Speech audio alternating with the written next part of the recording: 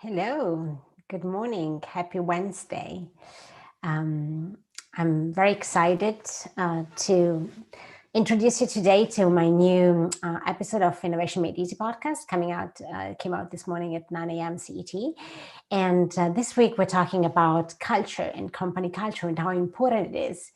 And, and I know that sometimes we talk about things in a very holistic and a bit abstract way. And I wanted to instead bring it down to, well, what does it really mean, this company culture? Because culture is so important, right? I love this saying that says culture eats strategy for breakfast, because it's true. A company culture can really jeopardize the success and the future of your company. But it kind of feels a bit abstract when it's just expressed, in those terms of company culture. And so I wanted to really identify what are the signs of a company that is healthy versus a toxic company culture. And what can you do? What can we all do in our little sphere of influence and to improve the company culture, to be more aware of what it is and how we can really contribute instead of just criticizing it? Because ultimately the company culture is made of the individual behaviors that collectively in average result into something that becomes the company culture, but it's really made by individual behaviors. And of course the leadership team and how they approach the style of communication and other traits that we're going to talk about, that I'm talking about in the podcast, really influence how the perception is of the company culture. So the things that are mainly identifiers of the quality of the company culture is, for example, how much the team member feels safe in communicating openly to leaders. I think this is so important. And I've been living into three large different organizations, nearly four actually, but three large organizations that I worked for. And I could really see the difference. It's interesting because when you are in the organization, you might not be able to, to understand it and take the distance. Instead, when you are comparing it with the previous companies you were working on, then you can really see, okay, this is really different compared to what I'm used to. So how much is it safe for you to speak up to your leaders in an open and transparent way? How much can you be yourself openly? That's really an important indication of the level of healthiness of the culture of your company. Are there some behaviors that are not maybe, I don't want to go all the way to unethical or unhonest, but are there some behaviors that are not for the interest of the company, for the interest of the organization? Do you see some behaviors that are doubtful? That is also a result of there's something basic, some of these hygienic factors, like in HR sometimes that they're spoken about, that they're not right. So clearly that could be an indicator that the health of the organization is not really high. Is there a lot of turnover? Are people disappearing from work from night to day? And I've experienced that in a few organizations, and that is an interesting indicator of why are people losing their job like that, or sometimes there is a good reason, but sometimes it's also a symptom of a company culture that might need to be fostered in a different direction. Is there a pressure from leaders to have long working hours, or to make a lot of sacrifices?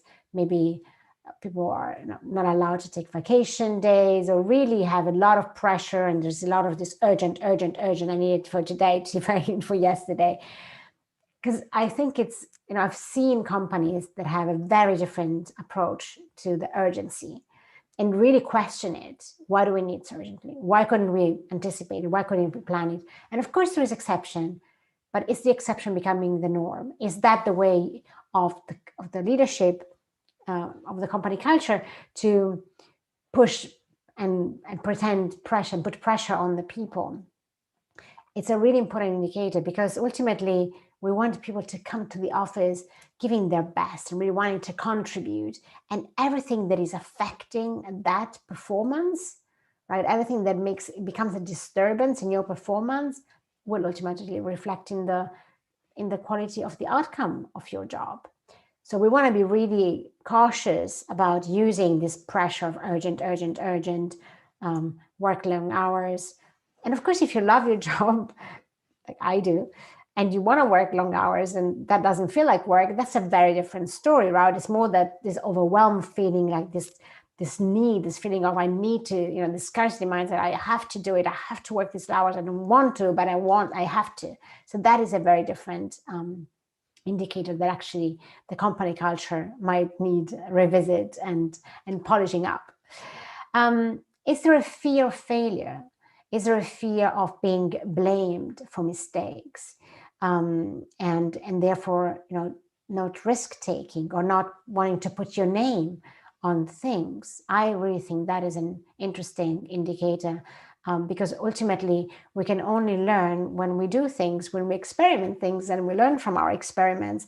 So if there is not this daring culture, we're gonna go backwards, right? There is no learning curve. So how much are you really held accountable for things that are not maybe going in the intention, as I set the intention for?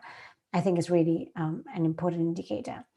The other one is also how much is there gossiping going on in the corridors and the coffee machine or the virtual coffee in this Zoom world?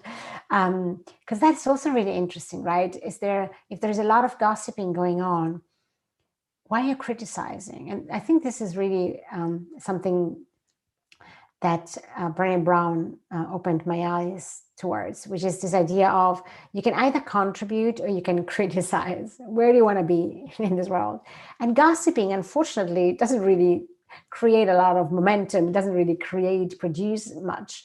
So you are in the criticizing and blaming mentality, and I don't think it's healthy. I know we all like to criticize. I'm also a victim of criticizing and governments and other things, institutions, just for the sake of it. It doesn't really lead to anything, right? It's just those conversations that are a little bit empty, but we all do it. And I think I became much more aware of when I'm doing it. I pick myself up on that. Okay, I'm criticizing the governments again here. And, paying attention, because what is my responsibility here? What can I do?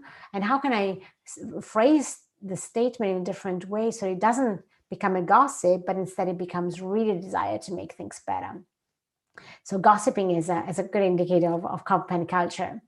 And then in general, if it's communication might not be very transparent, and maybe there is a passive aggressive type of communication, in terms of you are subtling, sending messages to the team, and everybody's very scared and afraid and fearful. So I think those are really the indicator that a company culture might my needs improvement. And you really want to be actively encouraging and giving contribution within also just your first sphere of influence. Sometimes you might be actually in a leading position. So if you notice that these are the symptoms, great opportunity for you to start sitting with your leadership team and looking at, okay, what can we do to make things better? But even if you're just an employee, or if you're just leading your team, how can you within your team shape the company culture? Because as I said, it's really a collection of behaviors and attitudes and and values. So whatever you can influence, you will be spreading it further. So what I do, I see this is taking a little bit longer than maybe I had it was meant to be. So I go in the podcast also through the 6 areas in which you can work on. So I encourage you to go to the podcast, is chiaracovone.com/number 50, episode 50, guys, today. Amazing. And so you can listen to the whole podcast and find some tips and areas that you can work right away with your team. So have a wonderful Wednesday, everyone. And I'll see you next time.